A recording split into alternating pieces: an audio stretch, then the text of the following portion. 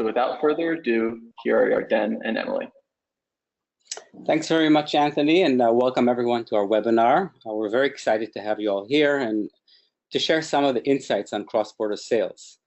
We know that North American and European e-commerce spaces are becoming very, very tight, and we feel that merchants have access to a real opportunity here, but again and again, we encounter cases where they're not capitalizing on this opportunity for a very wide range of reasons. I just want to make it clear there are a few expansion models. Some require a lot of logistics and research and investment, opening into new markets, building customer support teams, etc. But that's not what we're going to talk about today. We're only going to talk about very simple ways to expand your business with very little investment. That's what we'll discuss. In terms of our agenda today, to be a little bit more specific, we'll try and quantify the tremendous opportunity to understand why people overseas even want to buy from your website that's so far away, and what's holding many merchants back.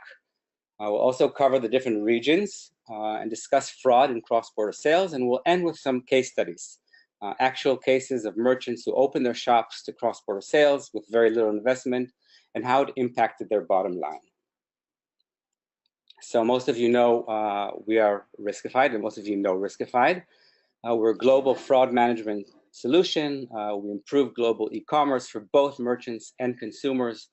We work with a very wide range of retailers who offer a very wide range of goods, both physical and digital, to consumers in nearly 200 countries. Now, we've been around since 2012, and we've been aggregating and analyzing shopping behavior for all that time from nearly every country, which gives us the expertise needed to provide valuable insights to merchants who are wary of offering their goods to customers overseas.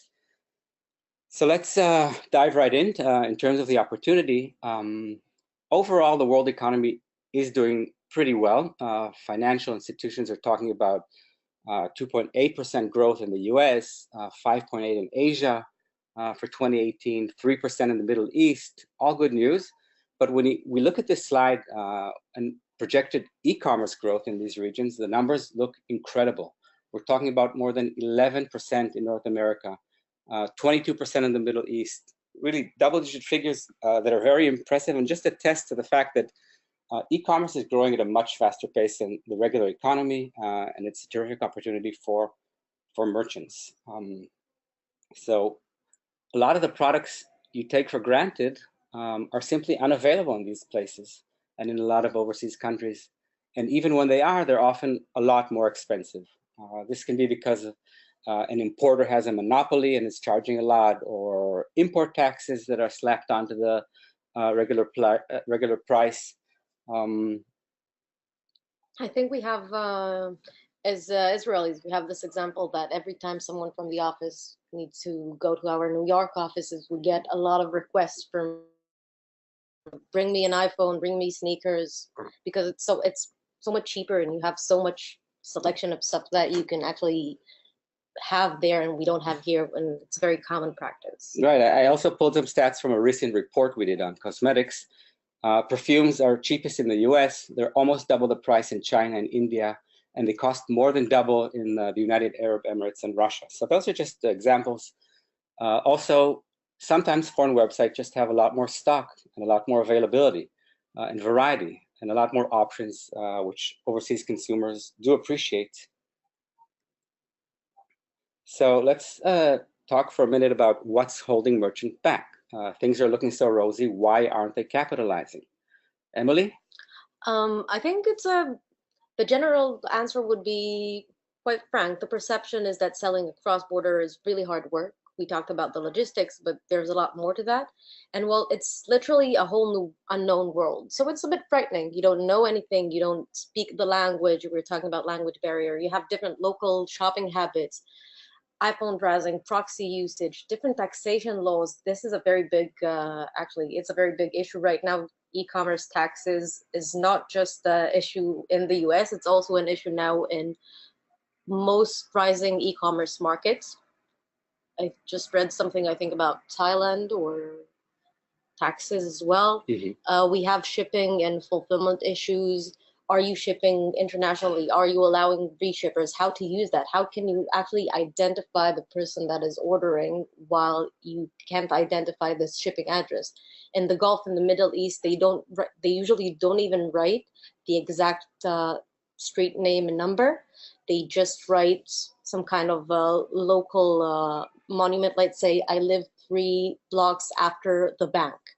That is a common practice, but you need to understand how to work with that. You have foreign currencies, you have exchange fees. This is a very big issue. There are a lot of different payment methods that are popular in one country and not in the other. Cash on delivery in India, wire transfers in Germany, debit cards, credit cards, local payment cards, a lot of different issues, and it's very frightening. Right. And of course, there's also fraud, which is frightening. How many merchants have we met who were, hit by chargebacks from a certain country, and then they think everything coming from there is going to be fraud? We'll talk some of these issues that we discussed a bit later, mainly why they shouldn't scare you off, because there are ways to open up e-commerce without having to go into all the above. But speaking about fraud prevention, let's talk about it for a moment. For merchants who are doing their own fraud review process, what would you say are the main differences they need to take into account as they start to review orders from overseas?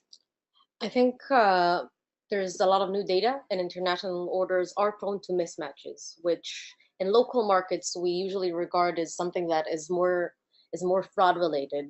Different billing and shipping addresses, credit card from one country and an IP in another country, proxy usage. You also have different time zones. They are buying in their local time zone, but you have a different one, so you might not have the customer support team in that time, or you can just think that something is it's very risky hour to buy in 1 a.m. But when it's 1 a.m. in California, it's really midday in China. So all these differences are something that might be related to fraud, but doesn't have to. And this is very hard. You also have limited information. You don't understand the language. You really don't know. It's like shooting in the dark. Okay. Let's delve just a little bit and not very deeply into the different regions. I just want to provide some insights. I mean, we all know the opportunity is everywhere. We saw the growth figures before. The bottom line is the same. There is tremendous potential, but they do differ slightly in terms of shopping habits. If you're talking about Asia Pacific, they're really have a high affinity for international online shopping. And the interesting stat is that in 2018, this year, 40.7% of the population in APAC will have access to the internet. Those figures are in the 90s in Western Europe and the US. So just an attestation to the tremendous potential there is.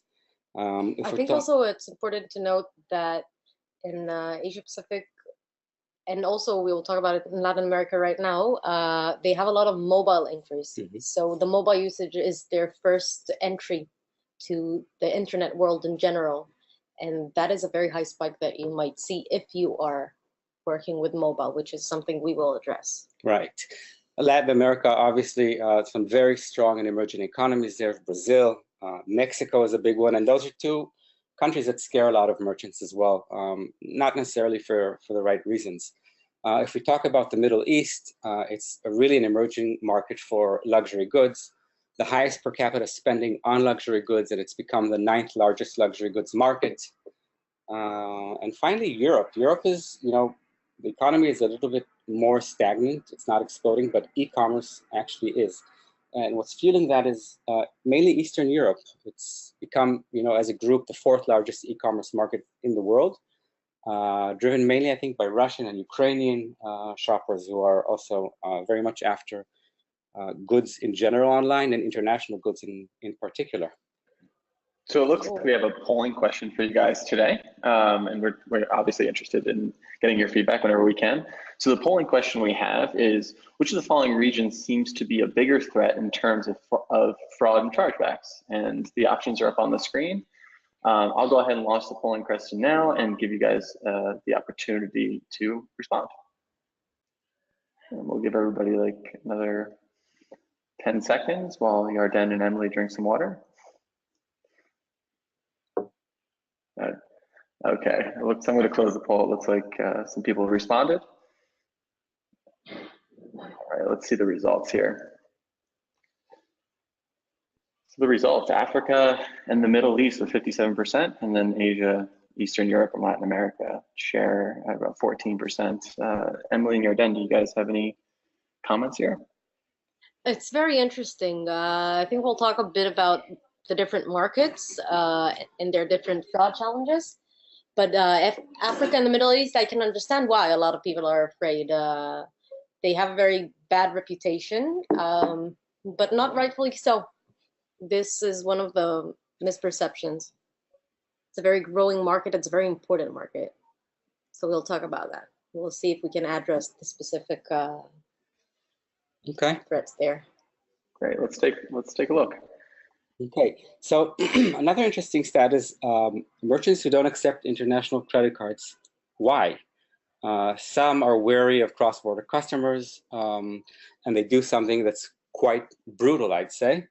They block entire IPs. It's called geo-blocking, and as a customer, you just get a very unfriendly access denied screen, like the one you see here in the slide. This way, a consumer in another country can't even see the website, can't even browse or see the good. So obviously, you can't shop, which is very bad for the brand in general. The other example we have here is slightly friendlier, at least in appearance, but it's even more frustrating. And that's merchants who require a US billing address and don't accept international cards. In these cases, I can browse the website for 20, 30 minutes, fill my cart, come to the checkout only to discover that I need a US billing address. You know, there's a drop-down menu with states. I can't write Israel there or Korea or Brazil or anything like that. I need to adhere to that form. And again, it's quite frustrating, and I wasted a lot of time before I got there. I think it's the issue with the billing and the drop-down menu is a very good example for cases when you think you're accepting international credit card, but you're actually having some kind of rules or other rigid systems that don't allow you to actually get these orders. It could be like you just stated, you can enter your international credit card, but you can't put in your billing address. That would be a very problematic problem for you. There's a lot of other rules we will talk about that are what I would call international growth blockers. I think you can sometimes identify them if you're checking your abandoned cart rate, and if you're checking them, cross them with your IPs, and you see if specific countries have very high abandoned cart rates. It probably means you have some kind of rule in your payment system that doesn't allow them to come. It's also very important to say that we are talking, because we don't want to delve into all the shipping issues, we're talking about accepting international credit cards, and it doesn't equal international shipping. While we obviously, if you can ship internationally, it would be great. You know, that's a very big issue, but it doesn't say that if you accept international credit cards, you have to ship internationally. It means that your customers will suffer from specific mismatches, but you will be allowing tourists, business people, just people that are buying and sending to friends or using reshipper services. So you will enable an international market without the need for international shipping. Okay, let's talk a little bit about the patterns. When we think about the different industries, obviously fashion and consumer electronics are very popular. Anything that is small and easy to ship. But we do need to look beyond that. And Emily said, this is not about shipping. You can open up your website without offering shipping schemes, only shipping domestically like you do already. But think about a foreign student whose parents come to visit and want to buy him or her a new fridge or a stove or something, and to use their international credit card. They simply won't be able to use it if you're not open to that. Obviously, it makes no sense to ship a fridge across borders, but you know, still, there are plenty of examples like that. Mainly in tourism is another very good example. They often shop ahead of their trip with the intent of filling suitcases with goods when they return. I actually did that in my last trip to the States. I planned to buy a suitcase and fill it up with new clothing, because we don't have all the US brands here, so it's quite nice to do. But I think it's not only these markets. We even talk about ticket sales. My parents went to Russia a couple of years ago. They wanted to see a a Bolshoi show, but they couldn't order the tickets with a credit card that is not Russian. So that was just blocking your potentially good customers from buying that. We also have other markets that we found very interesting. Electronics and fashion are quite known as very big in the e-commerce world, but we've also seen in the past year, specifically in the cross-border commerce, we've seen even the automobile industry and smoking paraphernalia industries have a lot of cross-border interest. Mm-hmm. I find that very interesting. I have a friend who had a Mustang and you can't get parts for it in Israel, and he was having to buy overseas and drag them somehow. So it's quite a market, even though you might not have that in mind when you think about your clientele. Another interesting thing we can talk about is holidays. We all know it's a great opportunity, big sales spikes, etc. But what many merchants fail to realize is that the hype around the holidays extends way beyond the borders of North America. Making it very important for merchants to check their systems for international orders before the holidays. It's a very packed season anyhow. It's hard to handle all of these orders. If you have a manual review team, obviously it's hard, but also in other methods. So it's very important to expect that and prepare in advance. But I think we want to address, they're not just the US holidays. Also, all these countries and regions have their own holidays. We have Singles Day in China, which is quite known. We know that in Novi God, the Russian New Year is a very high shopping season as well. So it's important to know which holidays are in which country and to prepare to that as well. Yeah, to be ready. Yeah. Right. Let's talk a little bit about MCommerce. In Asia and Africa and Latin America, these emerging markets, a lot of people are gaining access to the internet by mobile phones, not even necessarily having a computer. And as we can see, if around half of sales for US online merchants are coming in via mobile, in other places the rate can be as high as 80%. This means that if you want to sell in Turkey or Japan, you better make sure your website is optimized for mobile. Even maybe develop a web app.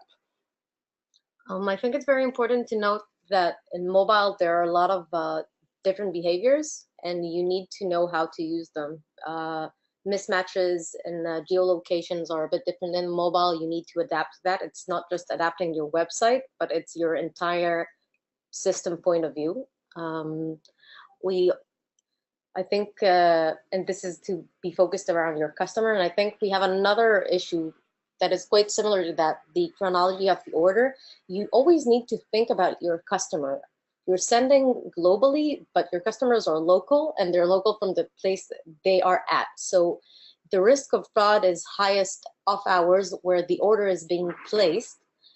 And you need to judge the order from the customer's time zone, not your time zone. So It means that if you get an order in an hour that is good for you, you say, let's say midday in China or in Russia, this might be a very risky hour. You need to know how to assess that, and you need to have a 24/7 support team or someone or some system that works 24/7, because your orders will come in hours that you're not working at, and you can't just start reviewing everything in the morning. That won't be very scalable.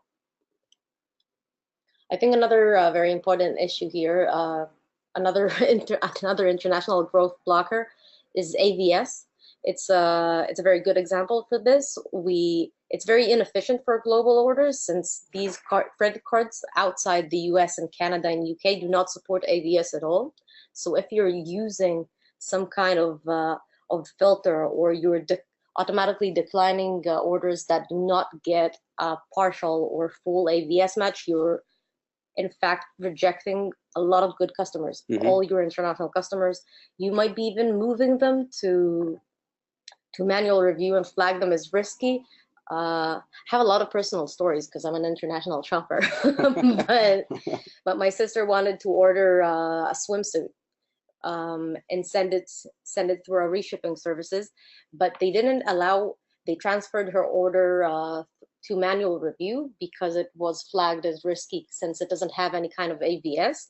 And after they actually dealt with it and she ordered it at a different level, it went out of stock. So they didn't want to reject her, but they flagged this as risky and delayed it so much that she couldn't get the goods. I think that was one of her worst customer experiences ever. Yeah, it's pretty bad to wait and they didn't do it on purpose, right? They didn't even think about this, because in the US, AVS is a very big thing, but it's not outside the US. Okay. All right, it's Anthony again. One more polling question for you guys. So why aren't you selling internationally? And obviously these are your options.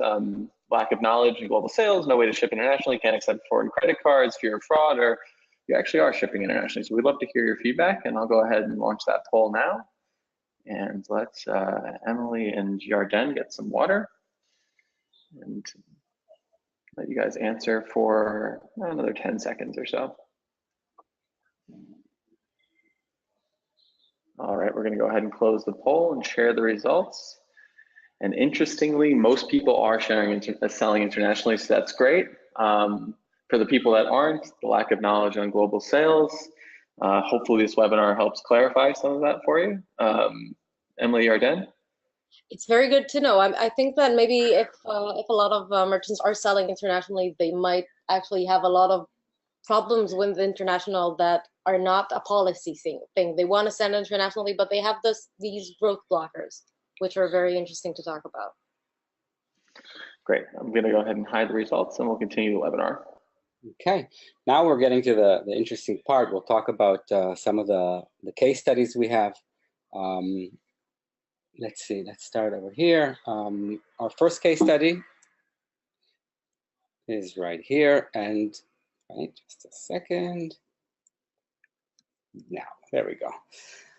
This is a US-based discount department store chain, and it really shows very clearly what you can gain by opening up to global expansion. The goal here was to generate revenue from cross-border shoppers. This particular store was blocking orders that were coming in from overseas, a geo-blocking sort of thing, and really the only thing they had to do was, after we encouraged them to open up, was to modify some of the forms we talked about before, forms that require you to put a US billing address, so that had to be changed, and obviously adjusting payment restrictions to actually be able, at the gateway level, to accept foreign credit cards. But the results were quite astonishing. 3% increase in volume from international cards, which actually accounted for a 5% hike in revenue from those cards. Again, no changes to any existing workflows, no international shipping, no IT resources were required here. It's just reducing rules. Exactly. I think that the major impact here was the fact that we can now see that international shoppers tend to shop with a higher cart value. It can be because it's this one-time opportunity to buy goods that they can't find back home, or just people that are using a lot of reshippers or other forwarding services, and the shipping is very costly. It's a very pricey thing to do, so they usually want to package it in one package that is very high value, instead of just ordering a lot of different orders and paying for the shipping each time. So really pay attention to this AVS filters and other things that might block your orders in the payment level. Okay. We discussed geo-blocking before. So this US-based merchant, shoe retailer, was doing just that. They maintained an entire list of countries that simply had no access to their website, all because of fear of fraud. After partnering with Riskified, we encouraged them to remove 17 of those countries, not all of them, from the block list. And by the way, I'm sure the reason they blocked these countries was because they experienced fraud from there, or maybe they thought they were experiencing fraud from there. But of this list, we were able to remove 17 countries and open them up. And the result was, in 2017, $1 million in additional revenue from those IPs. Again, they only ship locally. They didn't change that. No resources, no modifications to the website, simply opening up and waiting for people who are in the US and using foreign credit cards, or people who are intending on coming to the US to use the website. I think there are two interesting things to note here.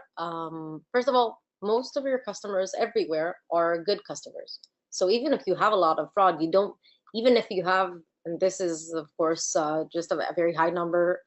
50% of fraud, it means that you have 50% of good customers and you don't want to automatically decline them. A little nuance, an interesting thing is that the European Parliament just passed a rule that will ban all geo-blocking.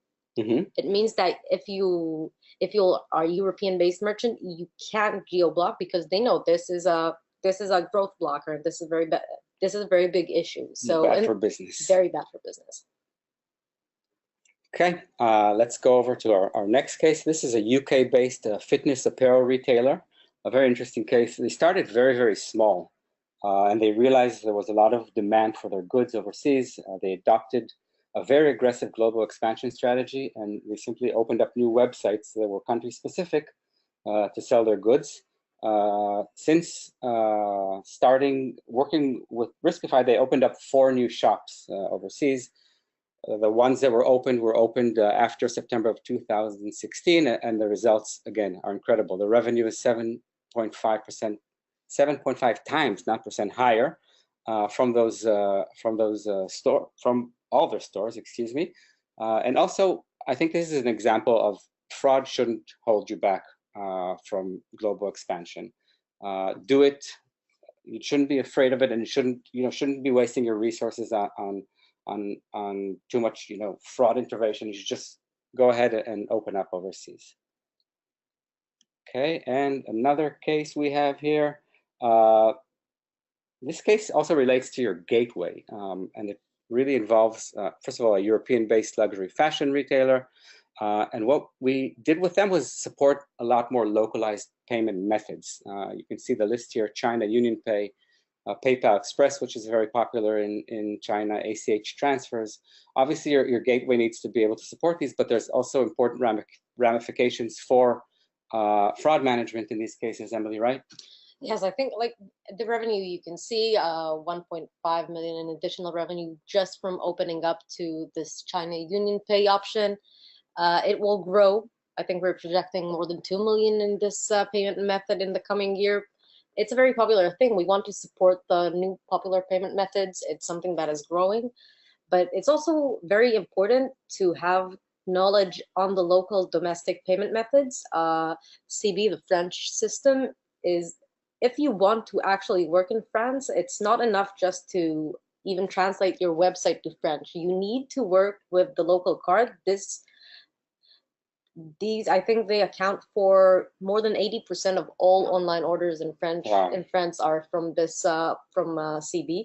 So you have to know that it's available, and you also have to know that this has a lot of ramifications. The specific CB is a very big issue because they do not allow any kind of chargeback that is not chargeback from fraud reasons, meaning that all orders that customers will want to file chargebacks for, whether it's for service-related issues or just a different item, if they file a chargeback, it will be regarded as a chargeback fraud. So that might impact your fraud rates. You need to adjust your systems so that you need to know how to dispute and work with them.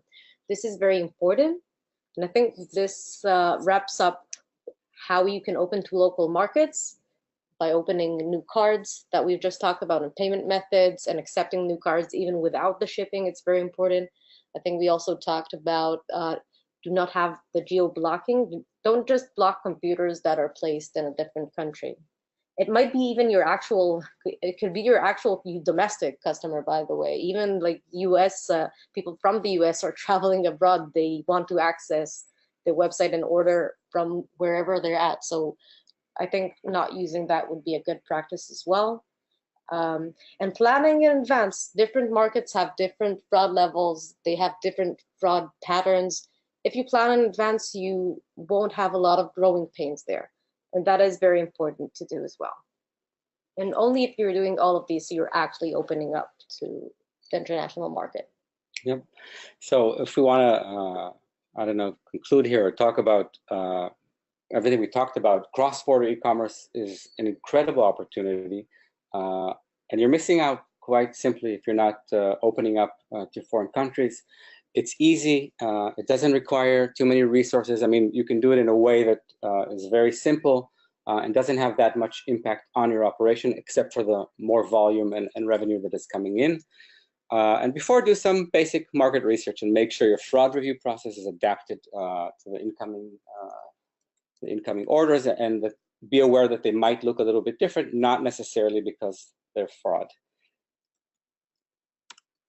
Okay, let's take some questions, Anthony. Yeah, and that was a great webinar, guys. One of the better ones I've definitely sat in with both of you guys, and based on the questions we've received thus far, I think our audience agrees.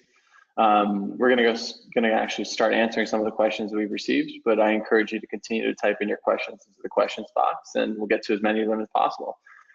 All right, so the first question I've got here is, how should we treat orders being sent to reshippers? It's always a tricky one.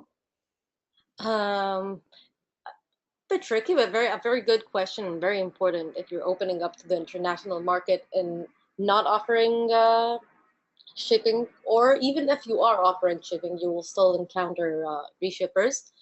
And I can understand the hesitation. Reshippers make it impossible for you to understand where the product is actually getting to. So it's very frightening, and it's a very bad, it is very frightening, and it is a very common fraud method. I understand the concern, and fraudsters use this as well.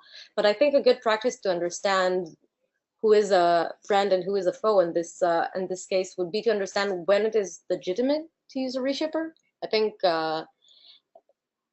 reshippers are a way to offer international expansion. So if you are if someone is using a credit card, let's say from a country that you're not shipping to, his IP is from a country you're not shipping to, his email domain is from the same country that you're not shipping to, so he might use this for legitimate reasons. It's also reduced costs sometimes when your shipping is costly. So what you need to identify is who is actually, with the measures that you have, who is the actual customer that is placing the order, and is he related to the credit card? The shipping actually doesn't matter, right? We know that because we know that in digital goods, you don't have a shipping address. You have, let's say, an email. You have a lot of digital identification methods. So while I can understand the concern, if it's an international customer, reshippers are a very legitimate pattern to use if there is a connection between the person that is placing the order and the credit card. And are there countries that are more apt to do it, more where you encounter it more? All markets that you're not seeing shipping to, obviously, but I think in the Korean market, we see that a lot. North African markets, when Caribbeans, even when people are trying to buy in bulk, they're buying a lot of orders, like semi-wholesale even. Mm-hmm. We see that in China quite a lot as well. It's you can actually see that there are shipping services that are designed for specific geographies. There are places that are more professional at European reship destinations, Latin America, okay, Asia. Great. Yeah, I think it seems like the person who asked the question is appreciative of the response. So thank you, Emily. The next question he's got is, what's important to know when reviewing mobile orders? It's a good question, because it means that you're identifying that mobile is an important indicator. So first of all, it's quite funny, but I think I would say that to identify the source of the order and knowing if it's mobile or desktop, a lot of people are talking about mobile commerce, but I think in the last survey I read, I think it was the MRC survey, more than 80% or more than 75% of merchants didn't even track the source of the order. So you need to track it. So they're treating mobile and desktop as the same. Yes, but they don't even know, because they're probably not, maybe after the survey they thought about it, but maybe I need to explain why it's interesting then, why it's important. And it's important because mismatches are far more common in mobile. You can even think about yourself when you're ordering with a mobile.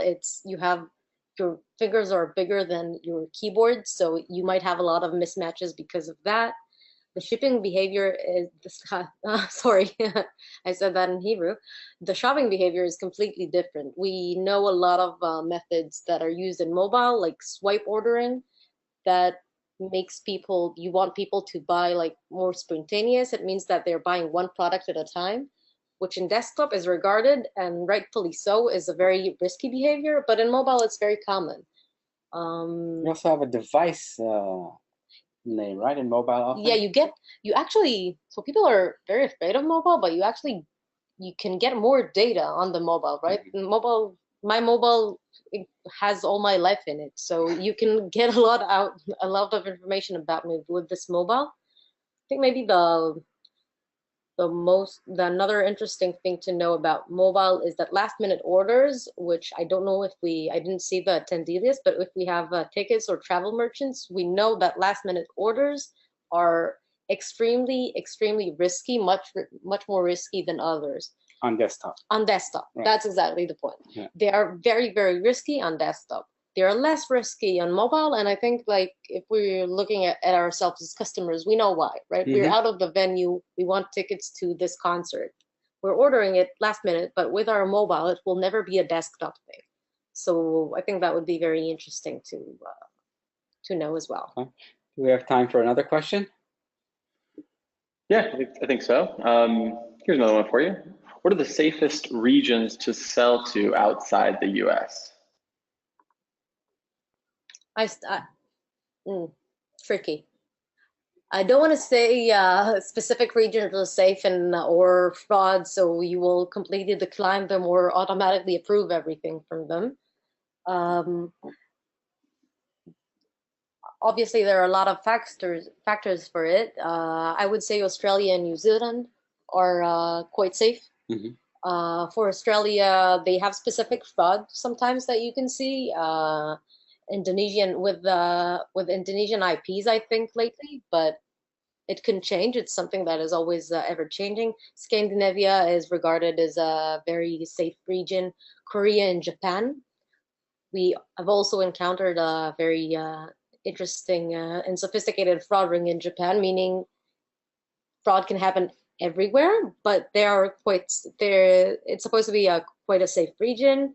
Hungary is actually quite safe. It was we didn't think it wasn't, but I don't know if it's a market that you were thinking about. So it's regarded as a very safe market. Okay. Great. Well, appreciate all the responses, Emily and Arden. And it looks like we are approaching the end of our webinar. And if we didn't have any time to answer your question, we'll definitely reach out to you after the webinar via email. I also want to remind everyone that a copy of today's webinar will be emailed to you probably around tomorrow, once we have the time just to edit some of the white space. But if you have any questions or would like more information, we always encourage you to reach out to us via email. We love hearing from our webinar attendees. And I just want to thank Emily and Yarden one more time for presenting, and to thank everyone of you who attended today's webinar, and we will see you next time.